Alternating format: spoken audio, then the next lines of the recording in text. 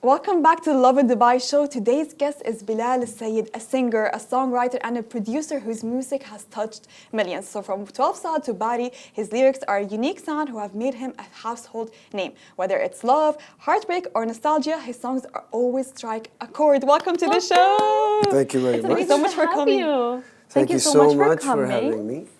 And thank you for such a nice and brief introduction. I'm happy that you guys have heard my music. It's good to You have a lot of fans. People love your music.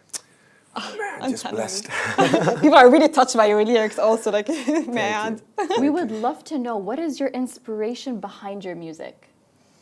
It has always been life overall. Like, I think I've always been a very sensitive person somehow. When I started writing my songs, even my dad was like, "Why are you writing such sad lyrics?" I was like, "No, it's not like somebody has broke my heart. It's just, I think overall, you know, the ups and downs in life, and especially when you observe so many amazing things happening around you, I just cannot help but to write about it." And you're not just a singer, you're also a songwriter. Would you say, is there a specific song from your album that holds a sentimental value to you? Yeah, it is a very special song. It's called Misunderstood.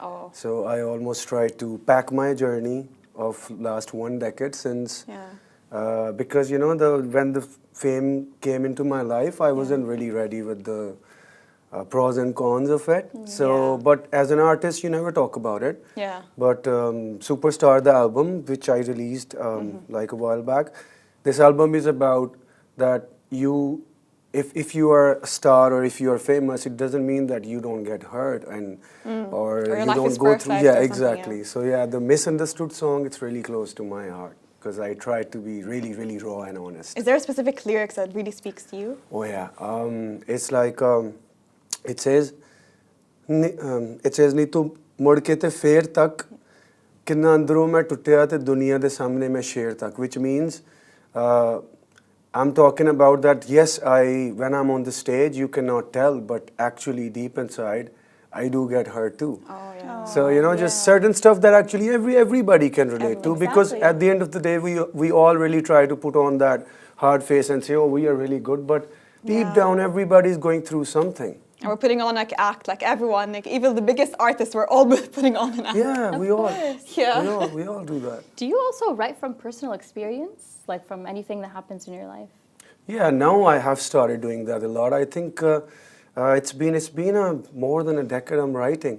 Finally, I think I've met the real me and the real me as a person and the artist. Finally, they both have made peace with each other. So now whatever I write is really personal, really close to my heart. Yeah. You said that when you first got fame, it was a little bit difficult for you. Would you say it was difficult for you, or At that time, I did not even know what was happening to me. Was it hard to adapt to such fame? I think people around me had more difficulty than me because if for them it was something they were not passionate about. But for me, it was like I was like that kid who wanted this toy for so bad for 10 years, and then finally you get it. Yeah. So I want to hold it close to me, and I don't want to leave it. But then people around me, like my family, I think they did not know what to do with those dynamics, because I could not really say no to fans when they could come to me for pictures. And then my family was like, why can't you say no? I just cannot. You can't, It's just, those are your it's just fans. the way it is. Were you a private person prior to the fame? Yeah, I think I've been a really shy person all my life. Somehow, the strange mixture of introvert and extrovert. When I'm on the stage, I'm a completely different person. But other than that, sometimes even walking to a restaurant is like, okay, it's okay, it's going to be okay. Go see people. You know, it's just one of them things. It's definitely such an adjustment. And you worked in both Bollywood music and independent music. Do you ever feel pressure to change your style to fit expectations? Not really, because I think the advantage of being a composer and producer and writer, that always has given me the leverage that I can really be myself, because I don't stick to one genre of music. I like to keep exploring and keep, you know, challenging myself and go out of my comfort zone all the time. So people have no option but to say yes to whatever I say. I love that. And you're a big artist, you have a big household name, and being under the spotlight is really difficult for a lot of people. Have you ever received backlash?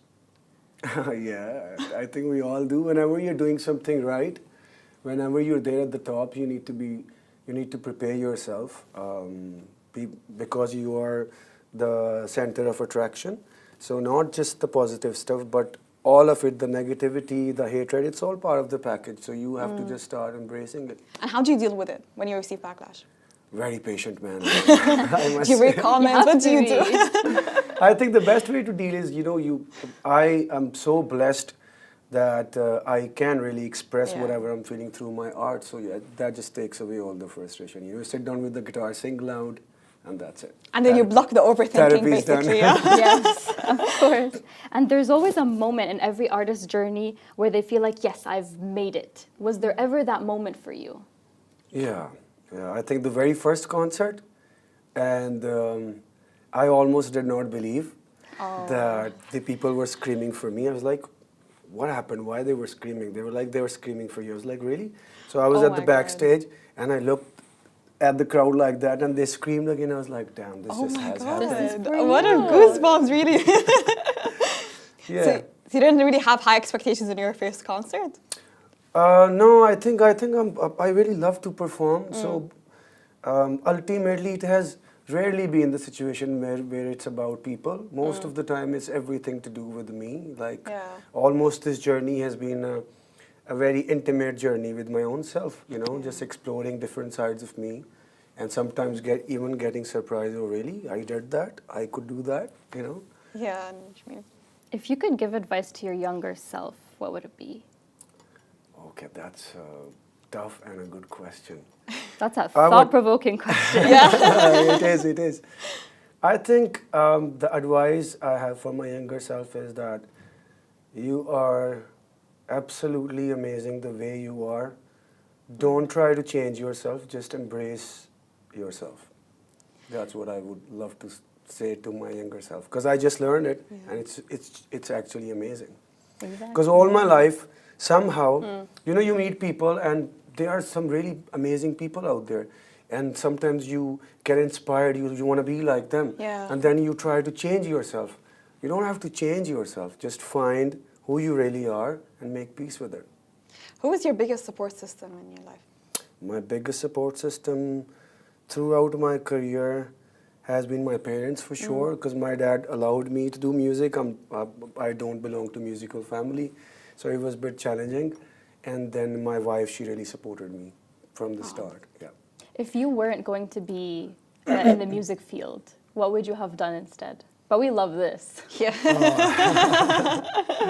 I think, I thought about it actually. Wanted to play cricket. Pakistan Wow. has produced a lot of great cricketers. Team India is here in Dubai. Oh, Yeah. so cricketer. But then I realized in a very early stage, I'm not really that good in cricket. So, but I think what really fascinated me later on was I would have been chef. I love to. I love I would that, love to yeah. cook. Yeah, but I'm really bad in it. But all takes a lot of passion. Yeah, you said there wasn't a lot of music in your family. Like, how did you Yeah. go to love music? Surprisingly, it was always there. My dad actually, Yeah. because nobody in my family did music before, but they are music lovers. My dad especially. Like, I grew up listening to a lot of music, like very diverse music. Listening from Western artists to, traditional artists, folk artists. So I think the music was like in me from the beginning. Also, we know that Pakistan and India are going to be playing cricket very, very soon. Oh, Are you yeah. going to be watching? Yes.